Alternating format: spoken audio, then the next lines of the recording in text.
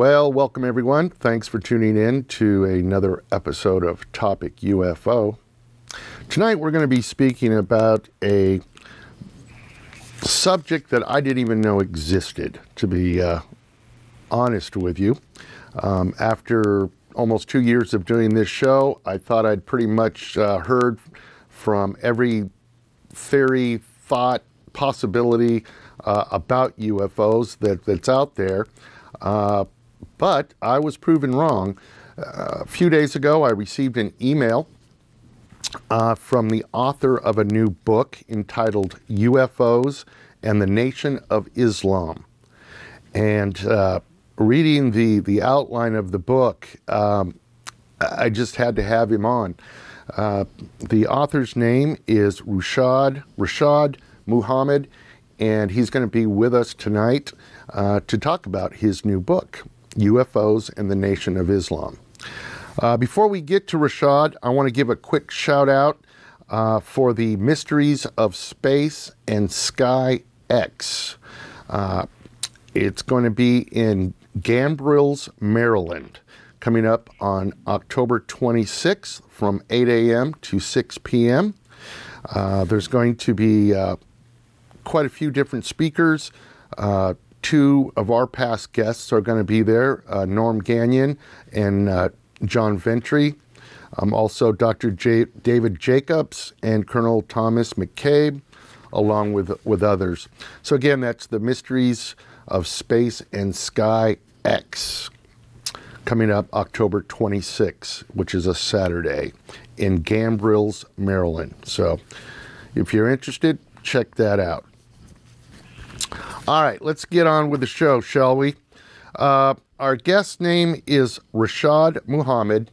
He has a new book out that was just released on September 17th of 2013, entitled UFOs and the Nation of Islam: The Source, Proof, and Reality of the Wheels. Rashad, are you out there? Hi, Rick. I am. Rashad, thanks so much for joining us tonight and coming to talk to us about your new book. As I was telling the viewers, I thought I had heard all the different theories over the past 2 years. Nowhere did I ever hear of a connection between UFOs and the Nation of Islam. Is that a common reaction you get when you talk to people in the world of ufology? That would depend on the circles that you're in. There's a broad demographic in America and in the world, for that matter, who are very familiar with the teachings and the claims put forth by the Nation of Islam and its leadership. So it for the most part, depends on what circles you run into. This has been an integral part of the Nation of Islam theology and teaching since its inception since 1930. Mm-hmm. So that goes back 15 years before Roswell, even. That's correct. So what can you tell us? Obviously, the title, UFOs and the Nation of Islam: The Source, Proof, and Reality of the Wheels. What can you give us as far as proof? Excellent. Before I get into that, Rick, I first want to thank you for having me, for giving us a platform to share with you and your listeners this most interesting subject. In regard to what you mentioned at first, the viewpoint of the Nation of Islam on UFOs has, in my judgment, been deliberately left out of many, of course, the media, been left out of many academic discussions and even ufological discussions surrounding this topic. And it is my judgment that this is done deliberately because I don't think that serious UFO researchers can do so much research on this subject and overlook a phenomenal group that's right under their noses that's been here since 1930. So I believe, to also answer what you mentioned earlier, I think that part of what's taken place is that the viewpoint has been deliberately excluded. And the reason for that is just because of the Islamic connection? Is that your feeling there?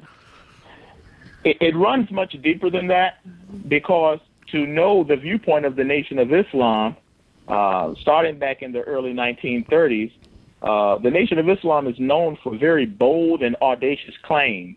Perhaps the most prolific and bold claim stems from the fact that the Honorable Elijah Muhammad, the eternal leader of the Nation of Islam, he made the bold claim that he was taught directly by the Supreme Being, who came in person in the person of Master Farad Muhammad, and this God in person literally summoned and showed him the reality of these wheels that have now become known as UFOs and flying saucers. Elijah Muhammad was given the intricate details concerning these crafts, their purposes, who pilots them, where they were made, what they can do, and all of that. And this, he says, was shown to him and illustrated to him by God in person. That perhaps is even more perplexing than the fact that the Nation of Islam teaches about these UFOs.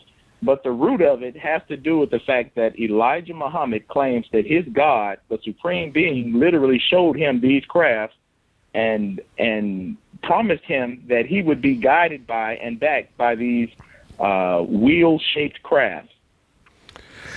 Now, so the leader said God came down or whatever and told him about these UFOs, and I'm assuming the extraterrestrials inside them, or is there no connection between the physical UFO and some type of extraterrestrial?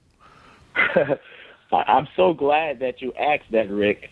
What was given to the Honorable Elijah Muhammad, and be mindful that this, as you stated earlier, is before any mass sightings, before any major UFO investigations. This is even before the term UFO became a part of the language, a part of the vernacular. Right. Of course, this is before the Kenneth Arnold sighting. But the Nation of Islam had already been proclaiming these things, which literally caused the authorities in the United States to label the Nation of Islam a voodoo cult in the mid-1930s, because of our, I guess you would say, strange teachings that seemed unbelievable at the time. And I'd say I did not know this. I am completely ignorant to these things that you're talking about, and fascinating. So, indeed, when you use the word wheel, I take it that is your word for UFO? Yes. Particularly the somewhat circular, spherical, orbital-shaped craft, which have perhaps become the most common type of UFO. I mean, technically, a UFO can refer to anything that's unknown, any aerial object that's unknown. Correct. So we try to delineate and differentiate between any so-called UFO, which could be a paper bag floating in the air for all we're concerned. We try to differentiate between those hoaxes and those other craft that may be of some other origin, could be military aircraft. There's a difference between what some may call UFOs and the wheel-like objects that have become most commonly associated with the UFO phenomena. And we normally use the term wheels, and that term is actually rooted in the sacred scriptures. I think you're familiar with Ezekiel's wheels. Right. But the Honorable Elijah Muhammad used the term wheels generally because most of these planes that he referred to are somewhat circular in nature. I see. I see. So tell me this. So, was the leader told what these wheels in the sky? And I'm starting to sound like Journey now. The wheels in the sky, what their purpose was, who they were? Yes, well, indeed. That's I would like to hear. So please, tell us. To the surprise of many, these UFOs that have been sighted since the early 30s, especially since the 40s and mid-40s, these wheels are not of extraterrestrial origin. These wheels are not, these UFOs, these planes that fly at phenomenal speeds with unfathomable maneuverability, these crafts are not of alien origin. Their origin is actually here on Earth by human beings. However, the people that guide and control these wheels are people whom the Honorable Elijah Muhammad referred to as scientists. He also referred to them as the angels. They are people just like ordinary human beings, except for the fact that they exude extraordinary intelligence and power because these people have been trained under a totally different paradigm. In fact, they have been taught at the behest, and they act at the behest of the Supreme Being himself. So they're people like us, but they're extraordinary. Well, now, would these people or entities or whatever you want to call them, are they coming from some other dimension? Are they in the same dimension that we are as well? Do they make themselves, I mean, could I walk down the street and pass one and not know it? It is very possible. You know, it is very possible. This is why there's a scripture in the Bible that talks about be careful who you're entertaining, because you could be entertaining angels unaware. So these are people, they look and perhaps even dress like us, but they are of a totally different paradigm. They're born here on Earth. However, because of their ability to pilot and control and guide these wheel-like crafts, they are not limited to the Earth's atmosphere. In fact, we're taught that these planes can go pretty much wherever they want to in space, you see. But their origins are actually earthly. You know, I just did an episode with L.A. Marzulli. I'm not sure if you've heard of him or not. But he has a unique, it's kind of a scientific / ancient biblical text viewpoint on the UFOs. And I'm hearing things that sound similar. So, but the reason these things all belong to the Nation of Islam is because they are under control of your leader or of God. I'm a little confused there. Okay, I'll be happy to try to clarify some of that. Let's say that these wheels are affiliated with the Nation of Islam. They are affiliated with people of righteousness, period.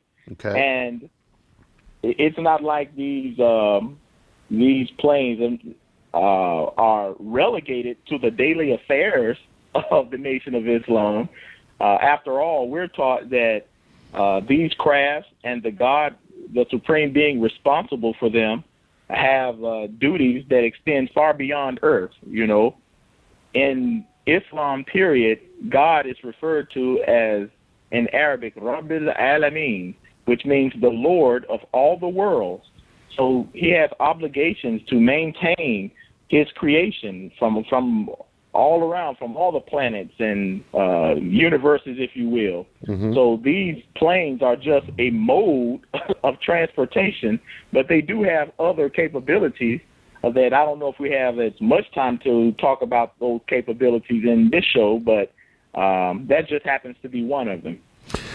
Well, I'm sure you've heard the reports of UFO sightings, shutting down nuclear missile silos, the equipment, that manages those warheads.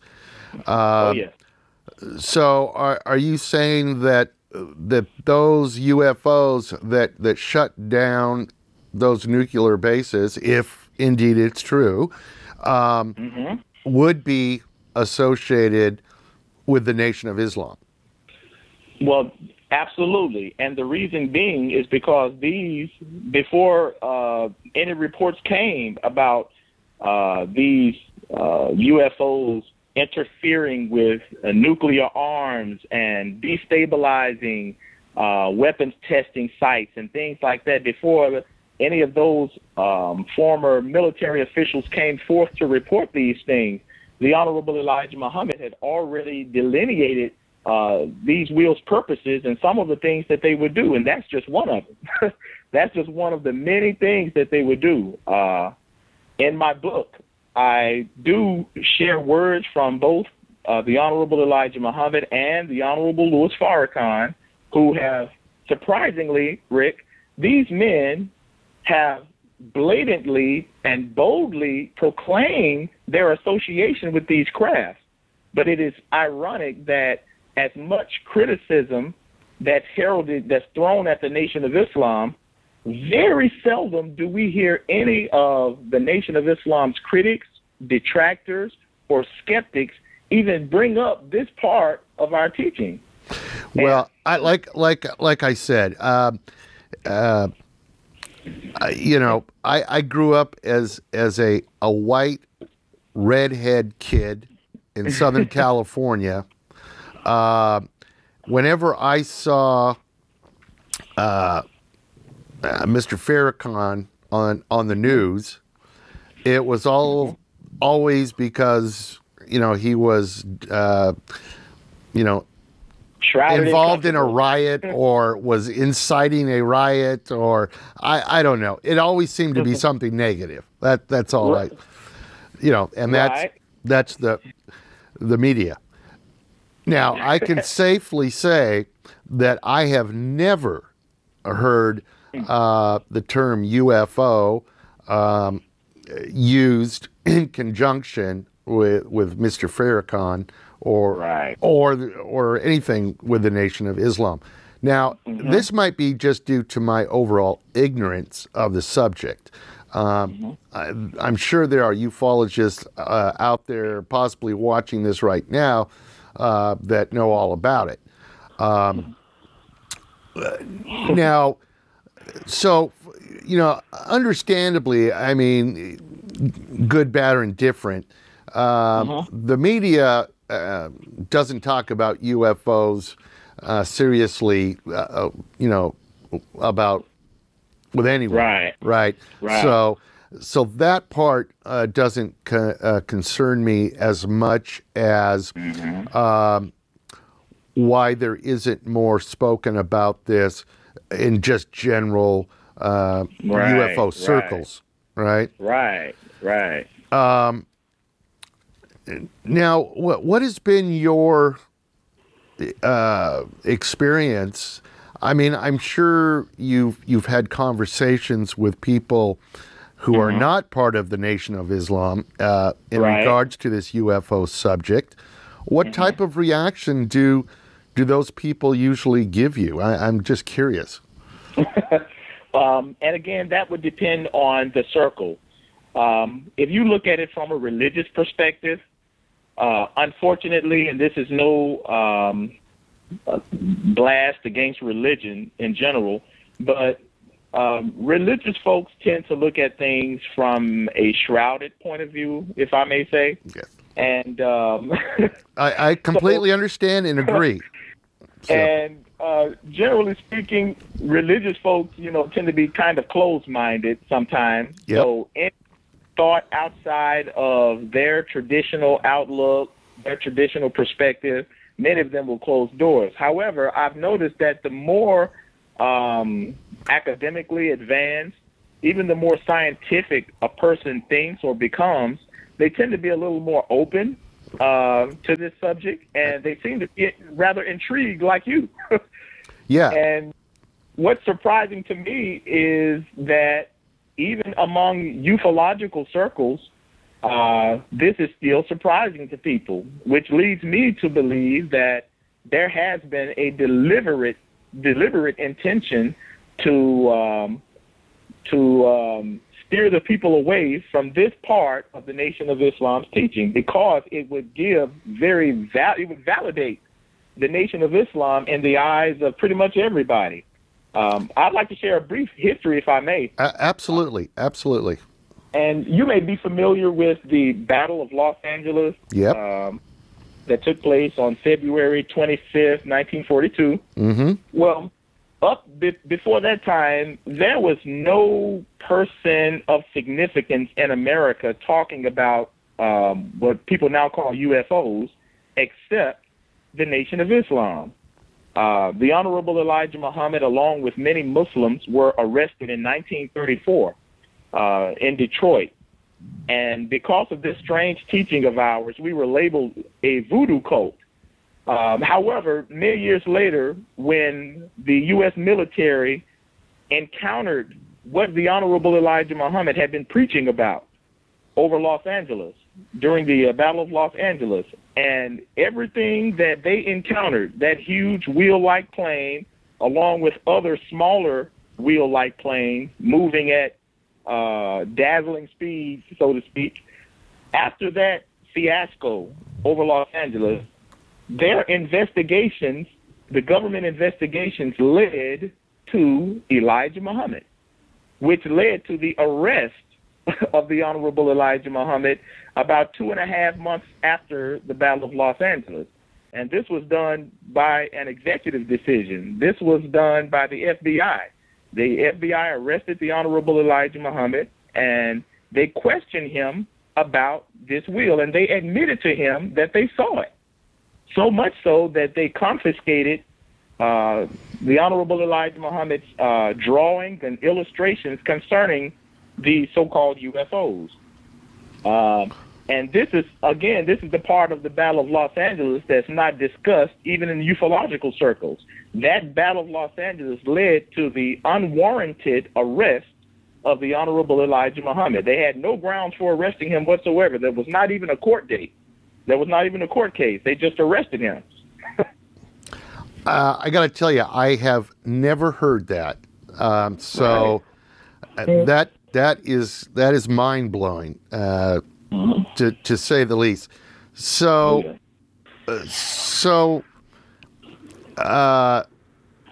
they arrest him. They question him. What did they find out? Did he say, yes, this is part of my nation or whatever? Or? He said yes. They admitted to him that they saw it, and he assured them that they can never get to her, to this wheel. The Honorable Elijah Muhammad is a very bold leader, small in stature, but he didn't back down to anybody, just like the Honorable Louis Farrakhan. They speak truth regardless of circumstance. So even though Mr. Muhammad was in the clutches of the most powerful government in the world, who were interrogating him about this huge wheel-like plane, along with the smaller wheel-like planes, which we sometimes call baby planes, they admitted to him that they saw it. They confiscated his illustration. They even confiscated a blackboard that was at the mosque that had drawings of this wheel on it. But the Honorable Elijah Muhammad assured them with boldness that they could never get to her. Wow. Well, let me ask you something. Because you are part of this Nation of Islam, Yes. Do you have any type of special, I don't know what word I should use, telepathic ability, communication ability with these wheels / UFOs? It's funny you should ask that. I don't claim to have any special abilities or anything of that nature. However, what we are taught is that the human being has a potential far beyond what we are currently enacting. The human being has the capability of literally becoming a god. And those who pilot these wheels, based on the technological capabilities of these wheel-like planes or these UFOs, that in and of itself is proof that we as human beings can reach higher heights. Is that like to say a higher level of consciousness, that type of thing, or is it different? A higher level of consciousness, a higher level of capabilities. You know, the mere fact that these planes were built by, constructed by, piloted, and controlled by human beings pretty much indicates that we too have these capabilities. Of course, we would never be able to manifest these capabilities under what we describe as satanic rule. We believe this is a world governed by satanic forces that withholds vital information and knowledge from the people. So it takes the right type of knowledge, it takes the right type of education, and the right type of paradigm and lifestyle before the human being can manifest these type of qualities that we see exhibited by those on those planes. Have you ever seen one yourself? I have seen the smaller wheels, you know, in terms of the great big one, which we refer to as the mother wheel or the mother plane. You hear some people call it the mothership. Mm-hmm. I have not seen seen that in person. However, you know, YouTube, there's photographs of these planes all over. But in person, I have. Even before I became really involved in the Nation of Islam, you know, I recall seeing one of these things. So that's part of this adamant spirit that I have on this subject. You know, I know that it is just that important. Now, you know, people report seeing orbs. They report seeing saucer-like objects. They report seeing triangular-shaped objects. Are you saying that all of those things are connected to the Nation of Islam? I can't say that all of those are. If they're not military, you know, if they're truly "quote unquote" a UFO, I guess would be the way I would ask that question. I guess what I'm getting at is, are there other types of entities also flying around in these objects? Not just the people you described. Well, like I said, the origin of these crafts are earthly, by people on Earth. However, these crafts, as the Honorable Elijah Muhammad stated, are capable of going anywhere in space that they want to. So he also told us about life on other planets. Whether that life is microbial, small life, or humanoid type life, he did say that there was life on other planets. And I don't know, you know, it's not like I get the memo on what they're doing. But I don't know if some of the life forms from these other planets accompany, you know, those on these ships. But I will say this. He did say that while there is life on other planets, and some of that life does include humanoid type life, he did say that Earth, as far as this universe is concerned, Earth is the most advanced. We as humans are the most intelligent of the life forms. He did say that. Which is just about the opposite of what you normally hear. Right. At least the people that are thinking outside the box. We're thinking that these other universes could be millions of years ahead of us. Right. But what you're saying is just the opposite. Right. Well, listen. It becomes. Oh, go ahead. Sorry. No, go ahead.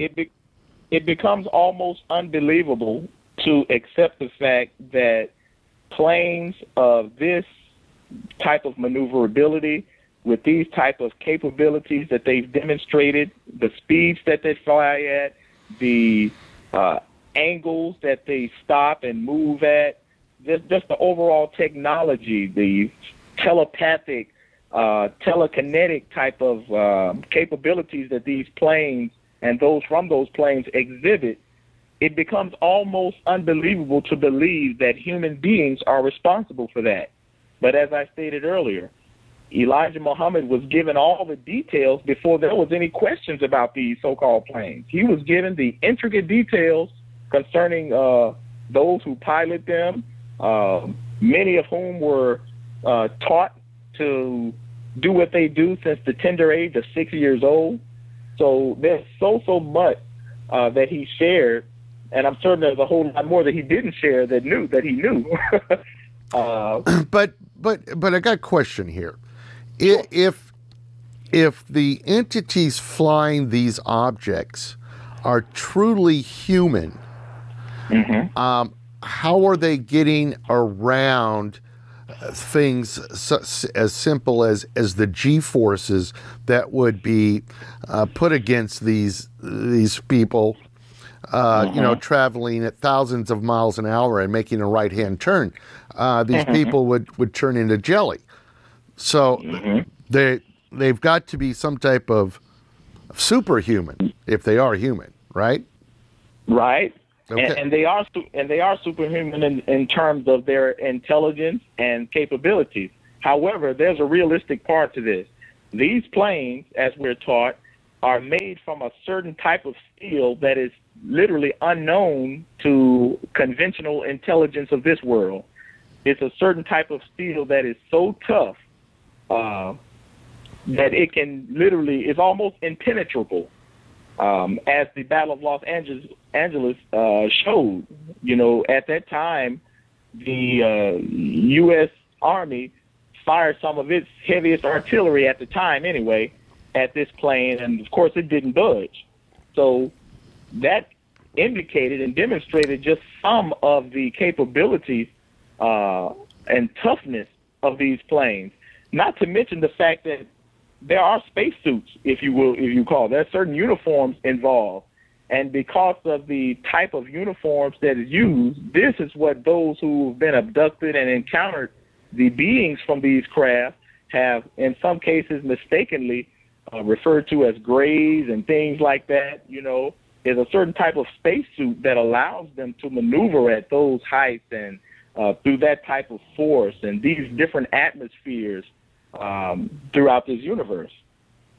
Now, of course, I'm not a scientist, so I don't know all the intricate details in that sense, but the mere fact that we see these planes and they have been recorded and witnessed and reported flying at what seems to be inhumanly speed, the mere fact that we have seen these things is proof enough that it can be done. So you don't think there's any possibility that sometime many moons ago, somebody from the Nation of Islam or the original leader of the Nation of Islam saw a UFO and said, wow, that is absolutely amazing. I am going to take that as part of my religion? Well, it would be easy to speculate on things like that. But what pretty much debunks that notion is the fact that before there were ever any concerns, before there were any investigations and mass sightings and lots of photographs and video footage of these things, before even any major abduction cases, not only did the Honorable Elijah Muhammad talk about these things, but remember, he gave vivid details about what they can do. And so all of the sightings, the abduction and encounters and reports and things like that, they all add up to what the Honorable Elijah Muhammad had already said. So the concept of him or anyone just seeing one and saying, oh, I think I can make a religion out of this, it pretty much debunks that notion, especially from the fact that his teacher, who we refer to as God in person or the Supreme Being, he literally summoned this plane for Elijah Muhammad to see. It's not like he just saw it and like, whoa. He literally summoned it, you see? Okay. Amazing. Amazing stuff, Rashad, I must say. It is. Again, the name of the book is UFOs and the Nation of Islam, the Source, Proof, and Reality of the Wheels. Where can people get the book? As of right now, perhaps the best way would be to go on our website, which is nationbrothers.com. Okay. And if you want to get directly to purchase the book, you can go to nationbrothers.com/store. Okay. All right. And I also understand you are on Facebook and Twitter. Oh, yes. Facebook, you can reach me by my whole name, which is Ilia Rashad Muhammad. That's Ilia, middle name Rashad, last name Muhammad. And my Twitter handle is, again, Ilia Rashad, ILIARASHAD. All one word? That's correct. All right. Very good. Well, listen, Rashad, it's been a fascinating discussion. I've learned a great deal regarding your thoughts, your theories, and your beliefs. So I can't thank you enough for coming on the show and talking to us about it.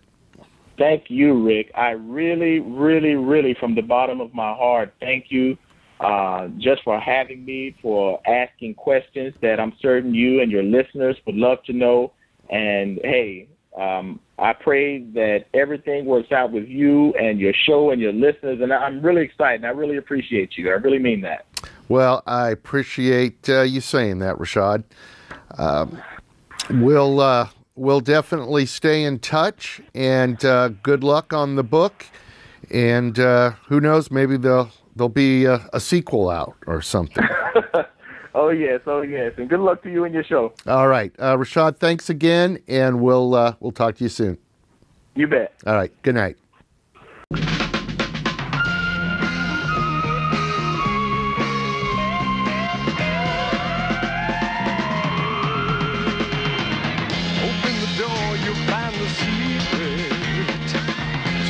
The answer is